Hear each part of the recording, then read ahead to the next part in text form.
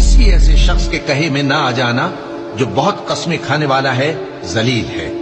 शरारत से इशारे करने वाला, लगाई बुझाई करने वाला, माल देने में बड़ा बखील, हद से बढ़ा हुआ बदकार, सख्त खू और इसके अलावा बदजात है। इस सबब से कि माल और बेटे रखता है, जब उसको हमारी आयतें पढ़कर सुनाई जाती हैं तो कहता है कि ये अगले लोगों के अफसाने हैं, हम अनकरीब इसकी ऊंची नाक पर दाग लगाएंगे। हमने इन लोगों की उसी तरह आजमाइश की है जिस तरह बाग वालों की आजमाइश की थी, जब उन्होंने कस्में खा खा कर कहा कि सुबह होते होते हम उसका मेवा तोड़ लेंगे, और इंशाअल्लाह ना कहा।